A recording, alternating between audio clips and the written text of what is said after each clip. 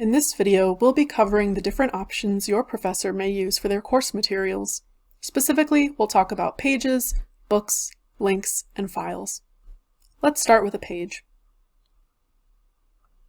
A page resource functions as a web page that can host a variety of content, such as text, images, links, videos, downloadable documents, interactive activities, and more. Next is a book. This resource is called a book. Like a collection of page resources, each chapter contains pages that can host the same variety of content. All books have a table of contents block, which you can find in a collapsible block drawer on the right side of the page. The block allows you to see all chapter names, and you can navigate from chapter to chapter by clicking on their names.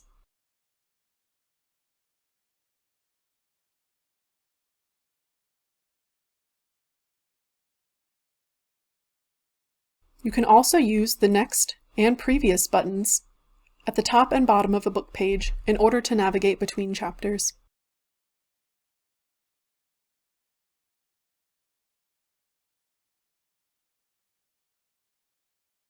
Be sure to read all the chapters before you exit a book. Unless something is marked optional, consider all of the content required to view or read. Your professor may use a variety of links and files within a course. Here, we have several examples of how the same lecture might be shared with students. First, there is an embedded video, which students can simply watch within the book. Some videos may have closed captions. Some videos may have a transcript instead, either as text beneath the video or in a separate document. If you need closed captions and a video does not have one, reach out to your instructor. There are also 3 links in this example. Visually, you can identify these links because they are blue. They all look the same, but they behave differently. The first link is a downloadable file, in this case a Microsoft PowerPoint. To save a copy of a downloadable file, first click the link to the file. It will automatically download directly to your device. Next, open the file under your downloads and move it to where you want to save it.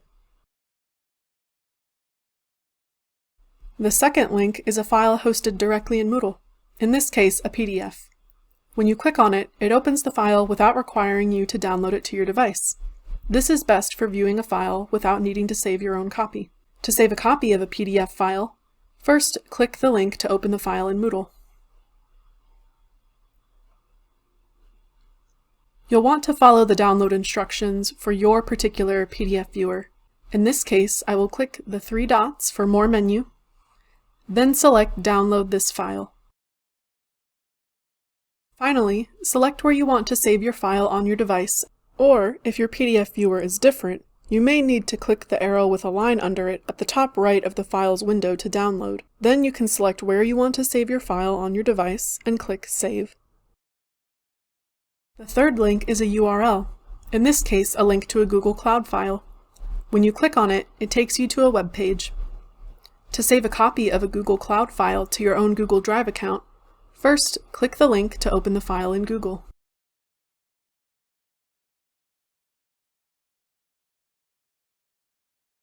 Next, click File, then Make a Copy, and select Entire Presentation. Finally, select where you want to save your file, and click Make a Copy.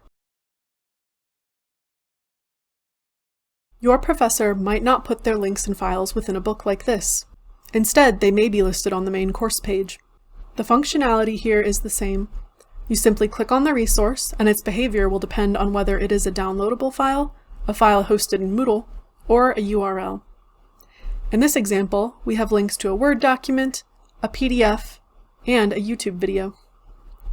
You can see some items are URLs and some are files. You won't necessarily be able to tell what kind of file is on the course page, as Moodle only labels items as file and uses the same blue icon, regardless of whether something is a Word doc, a PDF, a PowerPoint, or any other kind of downloadable file. Note that when a link is on the main course page instead of within a book, Clicking on it may take you to the link's destination in the same window or a new window, depending on the settings your professor uses. If you open a file in the same window and you want to navigate back to Moodle, simply use the back arrow in your browser. You may even have some course materials within an H5P activity. H5P is a file type that can allow for a variety of interactive engagement. For example, your professor may have a drag and drop activity to test your knowledge, or a video with embedded questions for you to answer. Your professor will usually indicate if these interactive elements are required and if they are graded. If you aren't sure, ask them. Not every professor will have all these options for their course materials. You may only have downloadable PowerPoints, or embedded videos, or some other combination. This is just meant to give you some examples of what your course materials may look like. If you ever have trouble accessing your course materials, be sure to reach out to your professor immediately. Need more help? For technical support, contact the e-LIS support team by clicking the Get Help button at the top of any Moodle page.